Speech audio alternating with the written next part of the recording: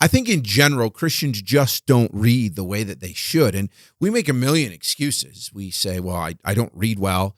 I don't comprehend what I read. I don't have time to read. I don't know what to read. The list goes on for these reasons that we don't read. And I think personally that maybe as pastors, as church leaders, we have some blame in that. We have to take some responsibility for that. I'm not sure that we encourage reading, that we encouraged the need for Christians to really be growing and put in the work that it takes to grow in our Christian lives the way that we should. In fact, really, when we think about these excuses, could we not just say that often it boils down to the fact that we're just lazy? We don't want to do it. We don't want to put the work in. In 2022, I became kind of convicted about this, and I read 18 books. It was a huge increase from the books that I read earlier, the books that I read the year before. I only read 5 books that year before. And so when I got into 2023, I set a goal of just 15 books. And the reason I set that goal of 15 books is I knew that the life was going to be busy. We had several things going on in life that were going to make it harder for me to be able to read. So I just said, I'm not going to push myself as much. And then everything fell apart, and my 15 books started to look a little impossible. We were remodeling in our church. We found out we were going to be moving to a different house, which took a bunch of remodel.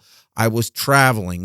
We had all kinds of things going on. Yet, when we finished 2023, I finished with my goal. I made it the last week. I hit 15 books that I read in 2023. Even though everything fell apart and I thought there was no way I was going to make my goal, there were 2 apps that saved me. Today, I want to tell you about how I met my 2023 reading goals, even though life just kind of went to disaster for a little while. Hey, I'm Pastor Joshua, and I just want to say thank you for hitting the play button. If you're new around here, I create videos that help Christians think through why we do what we do, and really they challenge us to grow. If that's something you're interested in, I would love it if you subscribe to my channel. If that's not something you're looking for, maybe you just stop by for this video. Well, that's fine too. I'm glad you're here. I want to start, before I tell you exactly how I accomplished my reading goals, I want to start by telling you why it is important to me to read really as much as I can and then try to encourage you to do the same thing. Reading is important because it expands our minds. We're never going to grow and learn if our minds are not expanding and we're not learning new things. And it's okay to go to church. We need to be in church and learn as we are taught different things, but we need to be learning on our own. And part of the way we do that is through reading. Now, one of the things that I have learned in my journey of building a good habit of reading is that it's okay to read things that aren't biblical. It's okay to read things just for fun. And I've started to make a habit of reading books that I maybe wouldn't normally read, biographies of people. I recently read some biographies here this year that were of people that probably I normally wouldn't have read, but my mind was opened. I was stretched and I grew through those things. And even as I read those books, it causes me to think through them from a biblical lens. And so we need to be reading so we can expand our minds. But then we also need to be reading so we can be growing spiritually. There are so many areas of our lives that need to be addressed and that we need to be growing in, that we need more than just a Sunday morning or a small group or Sunday school or whatever it is your church has. And so I would encourage you, as we go into 2024, if you want to read more, I would encourage you to do a couple of things. And this is something that I do when I identify the books that I want to read, is I first look at my life and I say, where are some areas of weakness that I want to work on? And we could easily see that my list would grow exceptionally large at that point. But we look at some weaknesses, at least I do. I look at weaknesses and I start to identify what are some areas I want to grow in. And then I find books that address those things and I start to read and learn. So just take some time before you start reading and identify in your life some areas you want to grow because you see they are weak. But don't just grow in the areas that you are weak. Identify your strengths. Find the areas that make you passionate, the areas that you're strong, the areas that you see God already using you, and craft those things, refine those things, grow in those areas so that God can use you in a greater way in those areas. Those are the other kind of books I read. I find things that really are who God is shaping me to be already, some of the areas that I'm stronger in. Now, what we need to be careful of is it's easy. It's far easier for me to gravitate towards books that already feed into my strengths because I enjoy reading those more, and it often helps me feel better about myself because of the things that I'm reading. But we also need to then say, all right, I'm going to make sure that I'm addressing the other areas. So we need a good balance there. But if you're just looking for, hey, how do I get into this? How do I really start reading purposely this year? Those are the two areas that I would look as your areas of weakness and your areas of strength. The third reason that I like to read is just because as a church leader, as a pastor, I've heard it said often, good readers make good leaders, and I want to be a good leader. And it's for those reasons that we just talked about. I want to be growing spiritually. I want my mind to be expanding. I want to be able to better relate to the people that I am leading, and I want to be able to grow and learn about leading and just be a better leader. Now, I told you that in 2023, everything kind of fell apart reading-wise. I got off to a great start. I thought, man, I'm going to do far better than my 15 books. And then I just went through several months where I could not hardly read it all.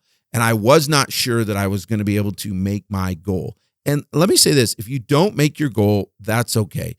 But the fact that you're pushing yourself to continue to read more, that's really what's more important. But there were two apps that when I combined those apps together, they really saved my reading goals. The first app I'm going to talk about is an app that I discovered this year. You maybe already know about it, but if you don't, I want to introduce you to it. And then if you already know about it and you're not using it, I want to tell you how encouraging and how helpful it can be. That app is called Goodreads, and you can get it as an app or you can get it on your desktop. I would encourage you to get it on your app because what I love about Goodreads is that you can sign into it and you can then begin to get reading recommendations. You can follow your favorite authors. It's almost like a social media for readers. And I say that carefully because I know there's a lot of people you think, I don't want one more social media thing in my life. It's strictly for reading. It's not about anything else. And if you don't want to use that portion of it, you don't have to. You don't have to follow people and see what they're reading, but you can follow authors and see what they're reading, but also as they put out new books, it will let you know that your favorite authors are putting out new books. As you read and record your reading and you follow authors, then it will learn from that and it will give you other suggestions that are similar to that. So you'll be introduced to books that you didn't even know existed. And then the other thing that I love about it is I can follow friends. So if you want to follow me on there, my name is just Joshua Putnam. You're more than welcome to follow me and see what I'm reading. But that introduces me then to what some other books that somebody else is reading. Several books that I read this year were because I saw that other friends who I know have similar ways of thinking, or other people in my church, I looked and saw what they were reading, and then I said, hey, that looks like a great book, and I started reading that. So it exposes me to books that I normally wouldn't be exposed to. The other thing that I really like about it, and here's one of the ways that this really saved me, is you can look up the books. I don't even think I've come across a book yet that wasn't on there. Even what might seem to be obscure books are on Goodreads. You can just put it in the search bar, the title, or you can actually open up your camera and take a picture of the cover if somebody else has it or if you're in a store, and it will find that book, and then you can add it to what they call shelves, or they're like lists. So I have a shelf that's books that I want to read. So every time I come across a book that I want to read, I put it on that shelf. Here's what I do. If someone gives me a book, I still go into Goodreads and I find that book and I put it on the list. Because when I finish reading a book and I'm ready to read another book, I go straight to Goodreads and I go straight to that list and I choose a book off from that list. This is one of the things that has greatly changed how I have read books this year, because what I was finding is that I would come to the end of a book and I couldn't remember another book that I wanted to read. And I would waste a couple of weeks trying to figure out what another book was. Instead, now, as soon as I hear about a book, if I'm scrolling through Facebook and one of my friends on Facebook, somebody that I trust they're reading, they say, hey, here's a book everybody should be reading, then I quick go to Goodreads and I put that on my list so that every time I finish a book, I can quickly go and grab another book and start reading. If you like reading paper books or on Kindle, you can actually link it to your Kindle account. But as you're reading, you can, if you want to go in there every day and put what page you're on, it will track the percentage of reading. Your friends can see that if you have friends, and they can encourage you, hey, I haven't seen you reading this book in a while. You can use that in a lot of different ways, and it's really neat. For me, I don't really use that because of the app that I'm going to tell you about next, but it has really helped me stay focused and read the books that I want to read, not get distracted. The other thing that I love about it is I have been just recording books in my notes app on my phone as I read them. Well, now when I put a book on a want to read list, as soon as I start reading it, I move it over to another, what they call a shelf. And then that's a book that I am currently reading. And then when I finish that book, I go in and I mark it as read, and it records now that I've read that book. And what I love is you just go in there at the beginning of every year and you choose how many books you want to read. You could say, hey, I'm going to read 100 books, or you can say, I want to read 2 books this year. It doesn't matter. You choose, and you pick how many books you want to read, and that's your goal. And then it tracks your progress. So every time I click that I've read a book, it automatically adds it to my goals and shows me how I'm doing. So when I got kind of in a bind this year, when everything fell apart, I didn't waste any time trying to find the next thing to read, because it was right there, ready to go.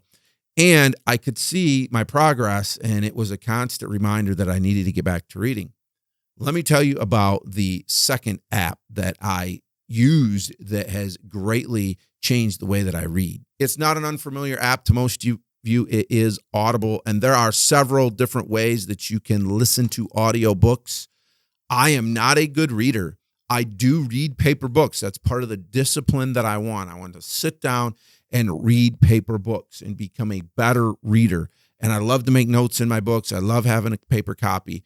But there are many books that I read this year that I listened to, because I found that for me, I can retain content better listening. If you want, you can actually get the Kindle book, read and listen along, and they sync up and they follow along with you. So for some people, that's what they need to do. The other thing I love about the Kindle app is that when I'm driving, I can turn on a book and I'm not wasting time, but I am working through books. So between Goodreads and Kindle, I was able to accomplish my goal this year. Now I have upped my goal. I'm hoping in 2024 to read 20 books. And for some people, you might be thinking, wow, that's a lot of books. But there's other people that's nothing. That's not even half of the books that they're going to read this year. Here's what I want you to take away from this. If you went through 2023 and you read 0 books, don't try to read 15 books. Don't try to read 20 books. Don't even try to read 5 books. If you read 5 books, great. Just read 1 book. Grab the Goodreads app, download it, get logged into it, see what's out there, see what's being suggested. Like I said, if you want to follow me, or go to my Facebook page, and I am sharing my 5 favorite books over the week that this video is released. And I will try to remember to put them down in the description as well. But those are books that you could grab. Just read 1 book. If you read 5 books last year, try to read 6 books. Just keep stretching your growth and your learning, and keep trying to learn a little bit more. I hope this video was helpful to you. It's not the type of video that I always make, but I wanted to help encourage you as we go into 2024 to pick up some books and start reading. Start building a habit of reading, and that discipline into your life as a Christian. It's highly valuable for you. We all need to be doing it. There's another area of our lives that we struggle in often, and that's our prayer life. And as we wrapped up last year, I was able to put together a 30-day prayer devotional and prayer journal. It just goes together each day. There's a devotional, there's a journal. You can pray through the Psalms. I give you a Psalm of the day. I give you all of that. And I want to offer you that for free. So as you start reading, maybe this will also help you start building a better habit of prayer into your life. And again, in the description, you can find the link, and you can download that book for free. and walk through that either by yourself or with someone over 30 days. I'd love to offer that to you. Let me know if you download it, if it was an encouragement to you. I'd love to hear from you if you've been working through that. But I want to encourage you, I want to help you this year to be able to read better, just to get more disciplined in your reading and more disciplined in your prayer life. Those are things that I'm working on. Thanks so much for watching this video. Again, I'll say if you're new, I would love to have you subscribe. Make sure you hit the little bell so that you know when I upload. I try to upload videos pretty much every week.